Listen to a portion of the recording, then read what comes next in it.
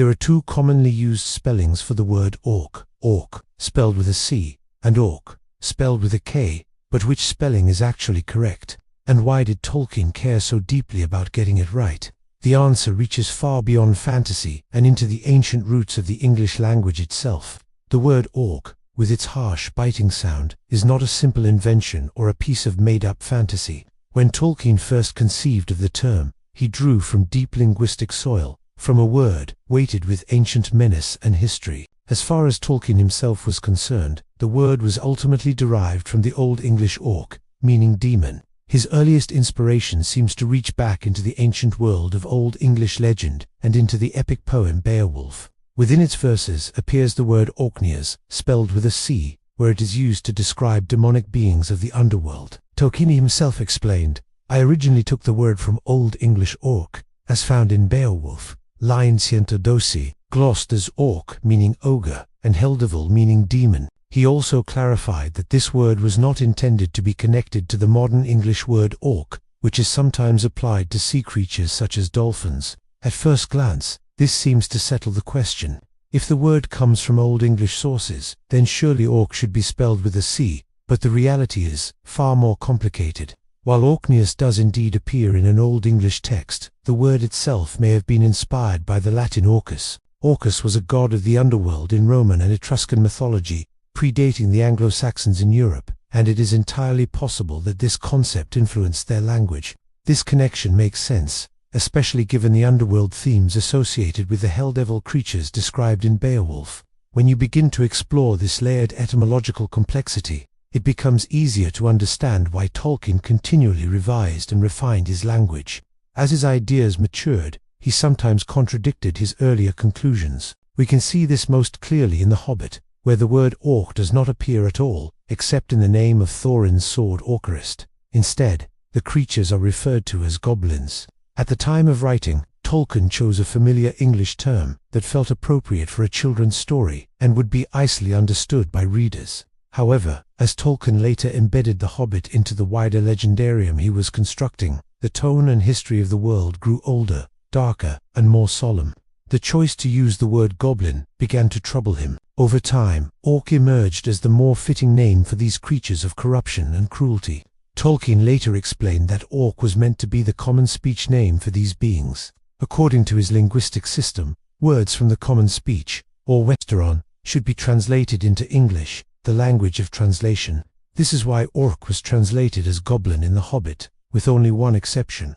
But Tolkien came to feel that goblin, and similar words in other European languages, were not truly suitable. In his own words, orc seemed to him, both in meaning and in sound, to be a good name for these creatures, and should therefore be retained. Within Middle-earth, orc is a word from the common speech. Since Tolkien presents his books as translations from Westeron into English, the word orc technically should have been translated. When he wrote The Hobbit, he followed this rule, but later, he regretted ever using the word goblin, and reverted to using orc directly, even though this choice broke his own established system. So why did Tolkien consider the word goblin to be such a mistake? The answer lies in its linguistic roots. Goblin likely derives from the Anglo-French word goblin, making it a Romance-derived term. Tolkien strongly preferred Germanic language roots over Latin and Romance ones, especially when building the linguistic foundations of Middle-earth. As we can see, Tolkien had a long-established habit of changing his mind about language in dramatic ways, and he does so once again when it comes to the spelling of orc itself. There is actually a subtle clue hidden within The Lord of the Rings, an Easter egg of sorts, that hints at Tolkien's preference. Sharp-eyed readers may have noticed that the adjective orcish is spelled not with a C, but with a K. This detail may be dismissed by some readers as a strange quirk, or even as a simple mistake. However, this unusual spelling is not an error at all. It is, in fact, a deliberate clue, a small window into the mind of a great scholar. This is what Tolkien himself had to say on the matter. It should be spelled ork so in a Germanic language, but I had used the spelling orc in so many places that I hesitated to change it in the English text, though the adjective is necessarily spelled orkish. Here, Tolkien tells us something very important.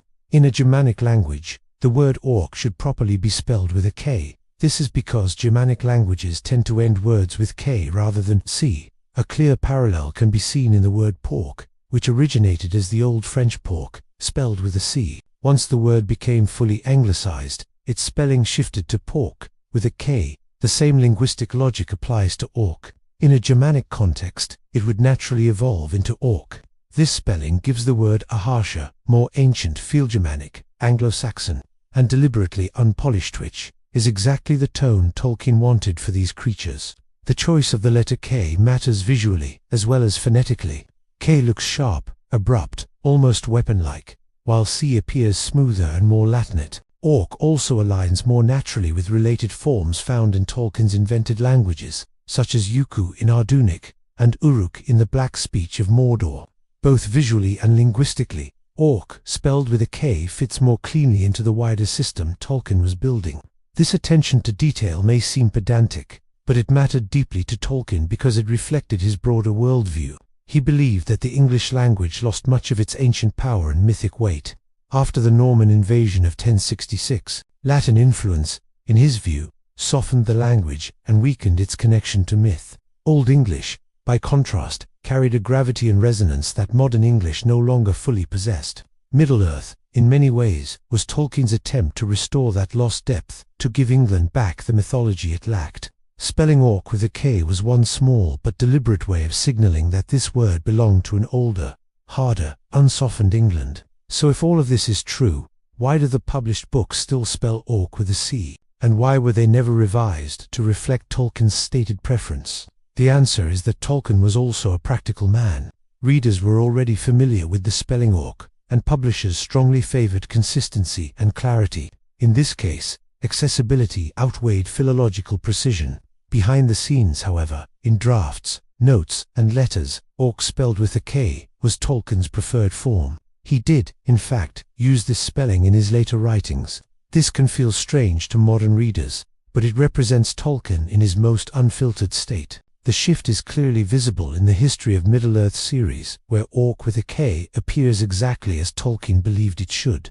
But they were under attack from the orcs of Morgoth during the War of the Jewels and the Siege of Angband. When Morgoth needed all his strength, these attacks ceased.